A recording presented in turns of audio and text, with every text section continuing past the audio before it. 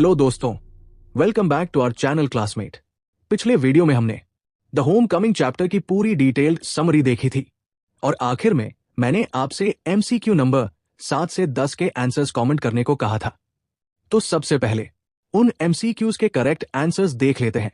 अगर आपका आंसर सही था तो कमेंट में जरूर बताइएगा, और अगर समरी वाला वीडियो अभी तक नहीं देखा है तो पहले उसे जरूर देख लीजिए, क्योंकि बिना समरी समझे क्वेश्चन आंसर अच्छे से क्लियर नहीं होंगे। एमसीक्यू आंसर्स देखने के बाद हम इस चैप्टर के सभी इंपॉर्टेंट क्वेश्चन आंसर को डिटेल में समझेंगे, ताकि एग्जाम में आपको आंसर लिखने में कोई परेशानी न हो। तो चलिए बिना समय वेस्ट किए शुरू करते हैं।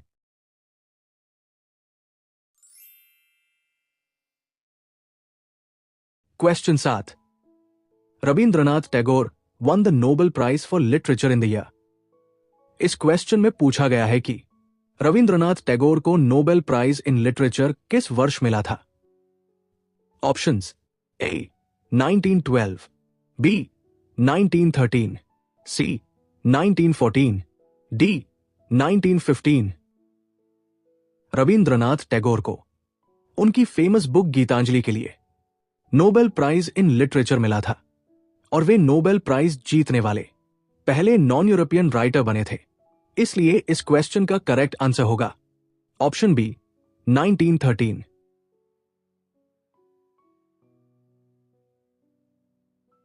Question 8, Where was Bishambar when his sister lost her husband? इस क्वेश्चन में पूछा गया है कि जब बिशंबर की बहन के पति की मृत्यु हुई थी तब वो कहा था। ऑप्शंस: ए बॉम्बे, बी कोलकाता, सी हल्दिया, डी दुर्गापुर। कहानी में बताया गया है कि बिशंबर बिजनेस के लिए बॉम्बे में रहता था और उसी समय उसकी बहन के पति की मृत्यु हो गई थी। इसलिए इस क्वेश्चन का करेक्ट आंसर होगा option A Bombay. Question 9, who is the grey head stranger? इस क्वेश्चन में पूछा गया है कि कहानी में आने वाला ग्रे हेड स्ट्रेंजर कौन था। यहां ग्रे हेड स्ट्रेंजर का मतलब है सफेद बालों वाला अनजान आदमी। Options: A Bishambar, B Fatik's father, C village doctor, D village sarpanch. कहानी में जो सफेद बालों वाला अनजान आदमी आया था वो बाद में बिशंबर निकलता है, वही फतिक का मामा था। इसलिए इस क्वेश्चन का करेक्ट आंसर होगा option A Bishambar. Question number 10. According to the author, what is the only paradise for a boy of 14? इस क्वेश्चन में पूछा गया है कि ऑथर के अनुसार 14 साल के लड़के के लिए ओनली पैराडाइज क्या होता है। यहां पैराडाइज का मतलब है ऐसी जगह जहां इंसान सबसे ज्यादा खुश, सुरक्षित और सुकून महसूस करे। Options: A his mother's love, B his freedom, C his friends, D his home. दोस्तों, इस क्वेश्चन में कई स्टूडेंट्स इस फ्रीडम वाले ऑप्शन को चुन लेते हैं, क्योंकि कहानी में फतिक को गांव की खुली और आजाद जिंदगी बहुत पसंद थी। लेकिन ऑथर यहां फ्रीडम की नहीं, होम की बात कर रहे हैं। कहानी में एक बहुत इंपॉर्टेंट लाइन आती है, for a boy of 14 his own home is the only paradise. यानी ऑथर के अनुसार 14 साल के लड़के के लिए उसका अपना घर ही सबसे प्यारी, सुरक्षित और सुकून देने वाली जगह होता है। यही बात हमें फतिक के कैरेक्टर में भी देखने को मिलती है। कोलकाता में रहने के दौरान उसे बार बार अपना घर, गांव, नदी, मैदान और अपना पुराना जीवन याद आता है। वो हर समय घर वापस जाने की इच्छा रखता है। इसलिए इस क्वेश्चन का करेक्ट आंसर होगा ऑप्शन डी हिज होम, क्योंकि कहानी में ओनली पैराडाइज शब्द सीधे होम के लिए इस्तेमाल किया गया है, फ्रीडम के लिए नहीं। तो दोस्तों, अब एमसीक्यू आंसर्स देखने के बाद चलिए इस चैप्टर के इंपॉर्टेंट क्वेश्चन आंसर्स को समझ लेते हैं, और सबसे पहले एक जरूरी बात जान लेते हैं। इस तरह के क्वेश्चंस, यानी answer the following questions in 3 से 4 सेंटेंसेस वाले आंसर्स, आपको लगभग 50 से 70 वर्ड्स के अंदर लिखने चाहिए। आंसर ज्यादा छोटा भी नहीं होना चाहिए और अननेसेसरी ज्यादा लंबा भी नहीं। कोशिश कीजिए कि आंसर सिंपल, क्लियर और पॉइंट टू पॉइंट हो। अब चलिए चैप्टर के इंपॉर्टेंट क्वेश्चन आंसर्स शुरू करते हैं। Question number 1, do you think Fatik was a mischievous young village boy? Support your answer with instances from the story. Or, what did Fatik and his friends determine to do? Or, what did Fatik and his pals determine to do? इस question में आपसे पूछा गया है कि क्या फतिक एक शरारती गांव का लड़का था या नहीं। अगर हां, तो कहानी से एग्जाम्पल देकर अपने आंसर को सही साबित करना है। यहां मिस्chievous का मतलब है शरारती, यानी ऐसा लड़का जो हमेशा मजाक और शरारतें करता रहता हो। और support your answer with instances from the story का मतलब है कहानी से एग्जाम्पल देकर आंसर को एक्सप्लेन करना। यानी केवल यस या नो लिखना काफी नहीं है, आपको कहानी की कोई घटना भी बतानी होगी जिससे साबित हो सके कि फतिक सच में मिस्chievous था। वही दूसरा और तीसरा क्वेश्चन भी लगभग सेम मीनिंग रखते हैं। What did Fatik and his friends determine to do? यहां डिटरमाइन का मतलब है फैसला करना या प्लान बनाना। यानी पूछा गया है कि फतिक और उसके दोस्तों ने क्या करने का प्लान बनाया था।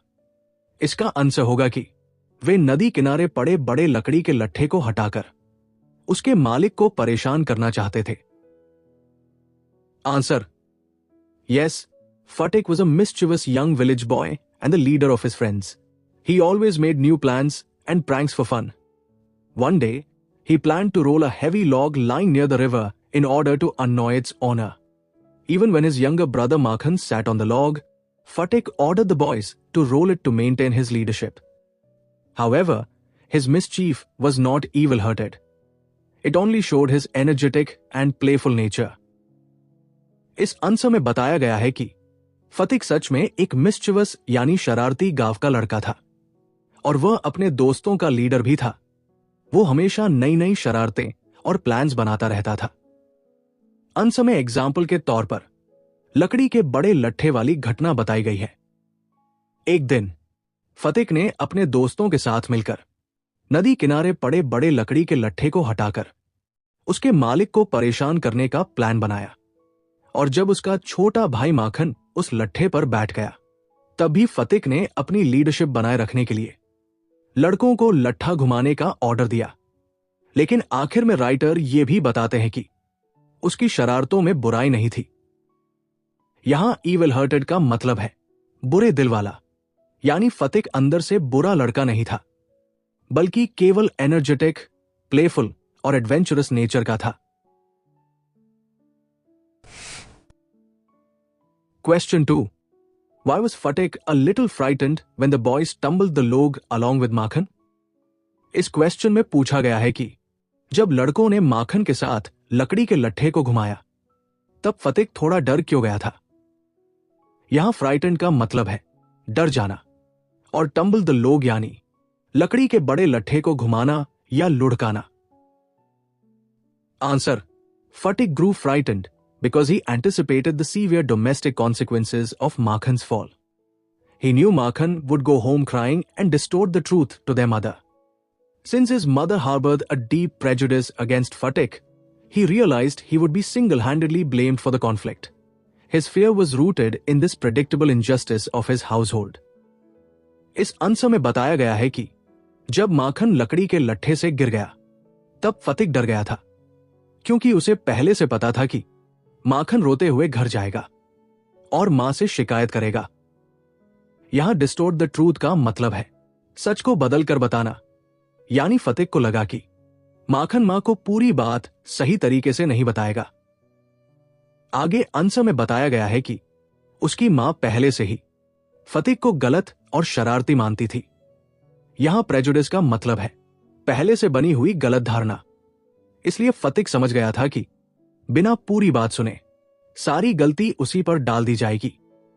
इसलिए उसका डर घर में होने वाले अनफेयर बिहेवियर की वजह से था।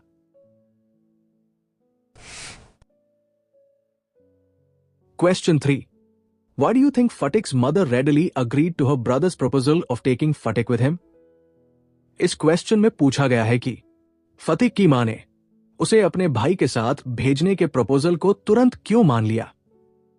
यहां रेडिली अग्रीड का मतलब है तुरंत मान जाना। Answer, Fatik's mother readily agreed because she viewed him as a perpetual nuisance who was lazy and disobedient. She lived in constant dread that Fatik would cause severe physical harm to her favorite son, Makhan. Therefore, Bishambar's proposal brought her immense relief, promising to ensure Fatik's discipline while restoring peace to her home. इस answer में बताया गया है कि फतिक की मां उसे हमेशा परेशानी पैदा करने वाला लड़का मानती थी। यहां परपेचुअल न्यूसेंस का मतलब है हमेशा परेशानी पैदा करने वाला व्यक्ति। उन्हें लगता था कि फतिक बहुत लेजी और डिसोबीडियंट था। यहां डिसोबीडियंट यानी बात न मानने वाला।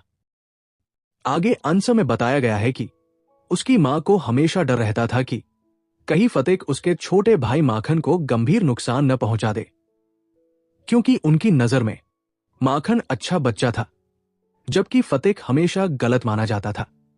इसलिए जब बिशंबर ने फतिक को अपने साथ कोलकाता ले जाने का प्रपोजल दिया तो उसकी मां बहुत राहत महसूस करने लगी। उन्हें लगा कि अब घर में शांति रहेगी और शायद कोलकाता जाकर फतिक डिसिप्लिन भी हो जाएगा। Question 4, what gifts did Fatik give Makhan before he left for Kolkata? इस क्वेश्चन में पूछा गया है कि कोलकाता जाने से पहले फतिक ने माखन को कौन कौन सी चीजें दी थी? Answer, before departing Fatik generously bequeathed his most prized possessions, his fishing rod, big kite, and marbles to Makhan. Symbolically, this gesture shows Fatik leaving his carefree childhood behind for an uncertain urban life. It also reveals his inherently affectionate nature, proving he harbored no lasting malice toward his brother. इस answer में बताया गया है कि कोलकाता जाने से पहले फतिक ने अपनी फेवरेट चीजें अपने छोटे भाई माखन को दे दी थी। उसने अपनी फिशिंग रॉड, बड़ी पतंग और मार्बल्स माखन को दिए। इससे पता चलता है कि फतिक अपने भाई से सच में प्यार करता था। भले ही दोनों में अक्सर झगड़े होते थे, लेकिन उसके मन में भाई के लिए कोई नफरत नहीं थी। साथ ही ये मोमेंट ये भी दिखाता है कि अब फतिक की जिंदगी बदलने वाली थी।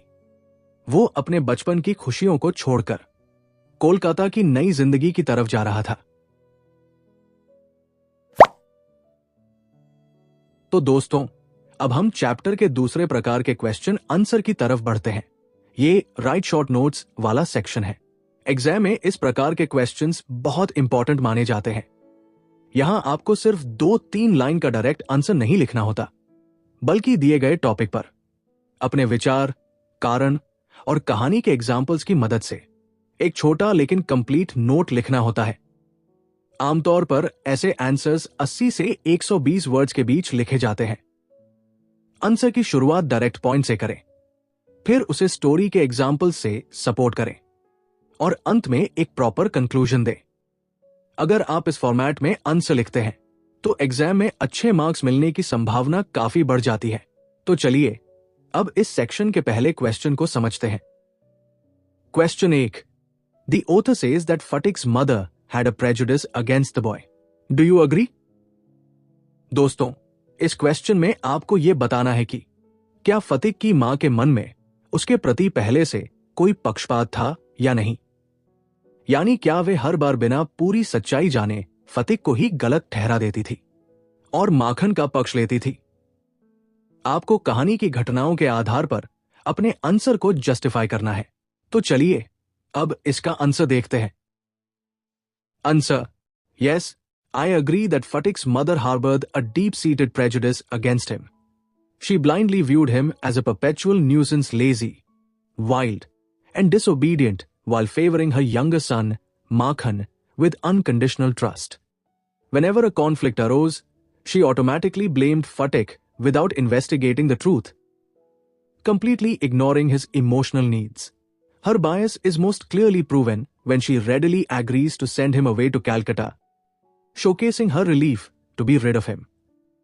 इस आंसर में साफ कहा गया है कि फतिक की मां के मन में उसके प्रति पक्षपात था। वे हमेशा फतिक को शरारती, आलसी और परेशानी पैदा करने वाला लड़का मानती थी। वहीं दूसरी तरफ वे माखन पर आंख बंद करके भरोसा करती थी। जब भी दोनों भाइयों के बीच कोई झगड़ा होता था तो बिना पूरी बात जाने वे फतिक को ही दोषी ठहरा देती थी। अंश में यह भी बताया गया है कि उन्होंने कभी फतिक की भावनाओं को समझने की कोशिश नहीं की, और इसका सबसे बड़ा उदाहरण तब मिलता है जब बिशंबर उसे कोलकाता ले जाने की बात करते हैं और उसकी मां तुरंत मान जाती है। इससे पता चलता है कि वे फतिक को अपने पास रखने की बजाय उसे दूर भेजकर ज्यादा राहत महसूस कर रही थी। इसलिए अंश में कहा गया है कि फतिक की मां के मन में उसके प्रति प्रेजुडिस यानी पक्षपात था। Question 2, describe the character of Makhan, और what kind of boy was Makhan. दोस्तों, इस क्वेश्चन में आपको माखन के कैरेक्टर के बारे में बताना है, यानी कहानी में माखन कैसा लड़का था, उसकी अच्छी और बुरी दोनों क्वालिटीज को एक्सप्लेन करना है। तो चलिए अब इसका आंसर देखते हैं। Answer: Makhan serves as the exact character foil to his elder brother Fatik. Outwardly, he is portrayed as a quiet, obedient, and book-loving boy, which easily makes him his mother's favorite. However, beneath this peaceful exterior, Makhan is deceitful, cunning, and manipulative. He deliberately provokes Fatik during the log incident and later exploits their mother's bias by telling malicious lies to get Fatik punished. इस अंश में बताया गया है कि माखन फतिक के बिल्कुल opposite nature का लड़का था। वो बाहर से बहुत शांत, आज्ञाकारी और पढ़ाई पसंद करने वाला दिखाई देता था। यही कारण था कि वो अपनी मां का फेवरेट बच्चा था। लेकिन आंसर यह भी बताता है कि माखन उतना सीधा साधा नहीं था जितना वह दिखाई देता था। लकड़ी के लट्ठे वाली घटना में उसने जानबूझकर फतिक को परेशान किया और बाद में घर जाकर मां को पूरी सच्चाई बताने की बजाय ऐसी बात कही जिससे फतिक को डांट और सजा मिली। इसलिए माखन का कैरेक्टर केवल शांत और आज्ञाकारी नहीं था, बल्कि उसमें चालाकी और स्वार्थ भी देखने को मिलता है। इसी वजह से वो कहानी में फतिक के अपोजिट कैरेक्टर के रूप में दिखाया गया है। Question 3, Why was Fatik's aunt not happy at his arrival in the family? दोस्तों, इस क्वेश्चन में आपको बताना है कि जब फतिक कोलकाता में अपने मामा के घर पहुंचा तब उसकी आंट यानी मामी उसके आने से खुश क्यों नहीं थी, यानी मामी का उसके प्रति व्यवहार कैसा था और वे उसे पसंद क्यों नहीं करती थी। तो चलिए अब इसका आंसर देखते हैं। Answer: Fatik's aunt was deeply resentful of his arrival because she viewed him as an unnecessary financial and physical burden on her cramped urban household. She already found her own 3 sons difficult to manage and believed bringing a 14-year-old village lad into the house was a terrible indiscretion. Consequently, she treated him with cold neglect and open hostility, never showing any sympathy for his intense loneliness and suffering. इस answer में बताया गया है कि फतिक की मामी उसके आने से बिल्कुल खुश नहीं थी। उन्हें लगता था कि फतिक उनके परिवार पर एक अतिरिक्त बोझ बन जाएगा। उनके अपने 3 बेटे पहले से थे और उन्हें संभालना ही उनके लिए काफी मुश्किल था। इसलिए वे नहीं चाहती थी कि एक और लड़का घर में आकर रहे। इसी कारण उन्होंने फतिक के साथ कभी प्यार या अपनापन नहीं दिखाया। वे उसके प्रति ठंडा और उपेक्षापूर्ण व्यवहार करती थी, जबकि फतिक कोलकाता में बहुत अकेलापन महसूस कर रहा था। फिर भी उसकी मामी ने उसकी भावनाओं को समझने की कोशिश नहीं की। यही वजह थी कि वे उसके घर आने से खुश नहीं थी। Question 4. What do you understand by the last words of the story spoken by Fatik? Mother, the holidays have come. दोस्तों, इस क्वेश्चन में आपको फतिक के अंतिम शब्दों का अर्थ समझाना है। यानी जब उसने कहा mother the holidays have come, तो वो केवल छुट्टियों की बात कर रहा था या इन शब्दों के पीछे कोई गहरा भाव भी छिपा था। तो चलिए अब इसका आंसर देखते हैं। Answer: Fatik's tragic final words carry immense irony and deep psychological pathos. While the word holidays literally refers to his constant longing to escape school and return to his village in his deathbed delirium, it takes on a symbolic meaning. It represents his ultimate release from the painful, cold isolation of city life into eternal rest. Through death, Phatik finally reaches a permanent home where he will no longer be treated as an unwanted nuisance. इस answer में बताया गया है कि फतिक के अंतिम शब्द केवल साधारण शब्द नहीं थे, बल्कि उनके पीछे बहुत गहरा भाव छिपा हुआ था। पूरी कहानी में फतिक अपने गांव और घर वापस जाने के लिए तरसता रहता है। उसे हमेशा लगता था कि छुट्टियां आएंगी तो वो घर लौट पाएगा, लेकिन अंत में हॉलिडेज का अर्थ केवल स्कूल की छुट्टियां नहीं रह जाता। यहां ये उसके सभी दुखों, अकेलेपन और परेशानियों से मुक्ति का प्रतीक बन जाता है। आंसर ये बताता है कि मृत्यु के बाद फतिक को वो शांति मिल गई जिसकी तलाश उसे पूरी कहानी में थी, यानी उसके लिए असली होमकमिंग अब हुआ था। इसलिए उसके अंतिम शब्द कहानी के सबसे इमोशनल और सिंबॉलिक मोमेंट्स में से एक माने जाते हैं। दोस्तों, अब हम लॉन्ग आंसर टाइप क्वेश्चंस की तरफ बढ़ रहे हैं। ये क्वेश्चंस पहले वाले शॉर्ट आंसर और शॉर्ट नोट्स क्वेश्चन से थोड़े अलग होते हैं। यहां आपको आंसर थोड़ा डिटेल में लिखना होता है। आमतौर पर ऐसे आंसर्स 150 से 200 वर्ड्स के आसपास लिखे जाते हैं। आंसर में केवल पॉइंट लिखना काफी नहीं होता, बल्कि उसे प्रॉपर एक्सप्लेनेशन और एग्जाम्पल्स के साथ प्रेजेंट करना होता है। एग्जाम में अच्छे मार्क्स पाने के लिए आंसर को पैराग्राफ वाइज और वेल ऑर्गेनाइज्ड तरीके से लिखना चाहिए। तो चलिए अब इस सेक्शन के पहले लॉन्ग आंसर क्वेश्चन को समझते हैं। Question 1, contrast the life of Fatik back in the village and in Kolkata. दोस्तों, इस क्वेश्चन में आपको फतिक की गांव और कोलकाता की जिंदगी की तुलना करनी है, यानी गांव में उसकी जिंदगी कैसी थी और कोलकाता जाने के बाद उसमें क्या बदलाव आया। आपको दोनों जगह की परिस्थितियों, व्यवहार और फतिक की भावनाओं के आधार पर कंपैरिजन करना है। तो चलिए अब इसका आंसर देखते हैं। Answer: Fatik's life in the village was full of freedom, joy, and adventure, whereas his life in Kolkata was marked by loneliness, neglect, and suffering. In the village, he was the undisputed leader of a group of boys and spent his days playing near the river, flying kites, swimming, and roaming freely in open fields. Although his mother often scolded him, he still enjoyed emotional belonging and familiarity in his native environment. इस paragraph में गांव की जिंदगी के बारे में बताया गया है। गांव में फतिक की जिंदगी बहुत खुशहाल और आजाद थी। वो अपने दोस्तों का लीडर था और अपनी मर्जी से खेलता कूदता था। नदी किनारे खेलना, पतंग उड़ाना, तैरना और खुले मैदानों में घूमना उसकी जिंदगी का हिस्सा था। भले ही उसकी मां उसे डांटती थी, लेकिन गांव में उसे अपनापन और अपनेपन का एहसास मिलता था। In contrast, Kolkata proved to be harsh and suffocating for Phatik. His aunt considered him an unnecessary burden and treated him with cold indifference. At school, he performed poorly and was constantly humiliated by teachers and mocked by other boys. Surrounded by crowded houses and deprived of nature and affection, Phatik felt emotionally isolated and homesick. इस paragraph में कोलकाता की जिंदगी के बारे में बताया गया है। कोलकाता पहुंचने के बाद फतिक की जिंदगी पूरी तरह बदल गई। उसकी मामी उसे बोझ समझती थी और उसके साथ प्यार से व्यवहार नहीं करती थी। स्कूल में भी वो अच्छा प्रदर्शन नहीं कर पाया, जिसके कारण उसे बार बार डांट और अपमान सहना पड़ा। उसे गांव का खुला वातावरण, दोस्त और घर बहुत याद आते थे, इसलिए वो धीरे धीरे बहुत अकेला और होमसिक महसूस करने लगा। The village symbolised freedom, childhood, and emotional security, while Kolkata represented confinement, alienation, and psychological suffering. Through this sharp contrast, Rabindranath Tagore highlights the emotional needs of adolescence and the painful consequences of neglect.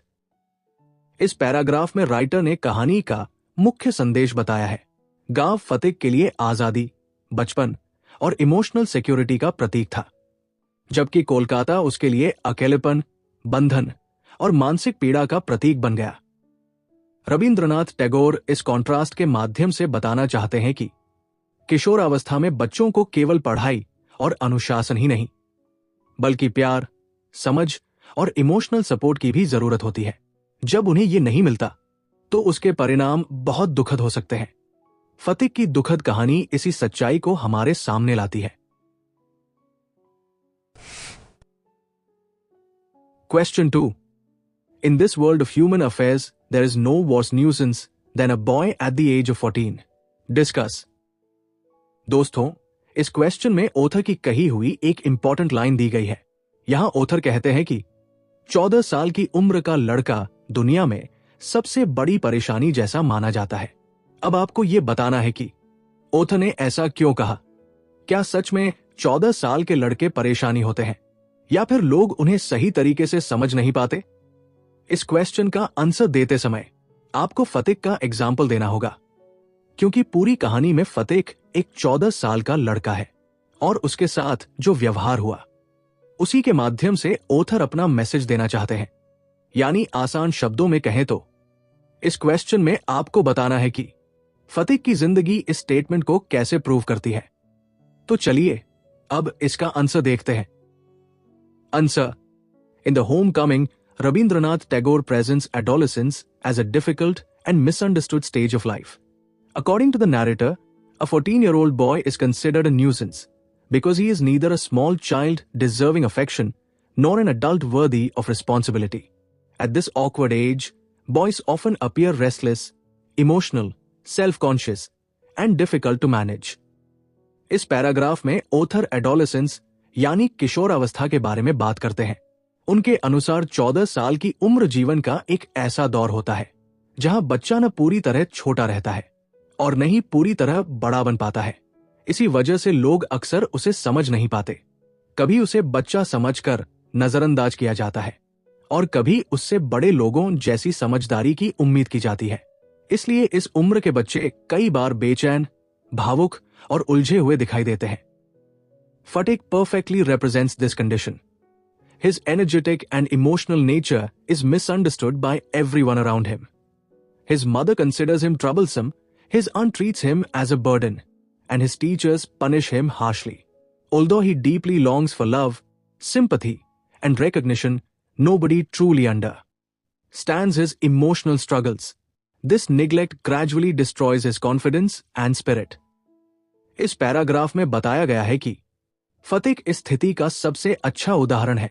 वो एक energetic और भावुक लड़का था, लेकिन कोई भी उसे सही तरह से समझ नहीं पाया।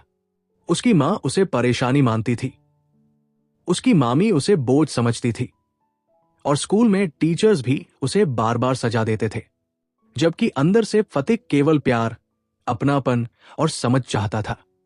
लेकिन जब उसे ये सब नहीं मिला तो वो धीरे धीरे मानसिक रूप से टूटने लगा। Tagore's statement is therefore deeply ironic and psychological. Society often criticizes adolescents for their behavior without recognizing their emotional vulnerability. Through Fatik's tragic fate, the author shows that a young boy at this sensitive age needs affection and understanding rather than rejection and punishment. इस paragraph में author का मुख्य message बताया गया है। टैगोर कहना चाहते हैं कि समाज अक्सर किशोर बच्चों के व्यवहार की आलोचना तो करता है, लेकिन उनकी भावनाओं को समझने की कोशिश नहीं करता।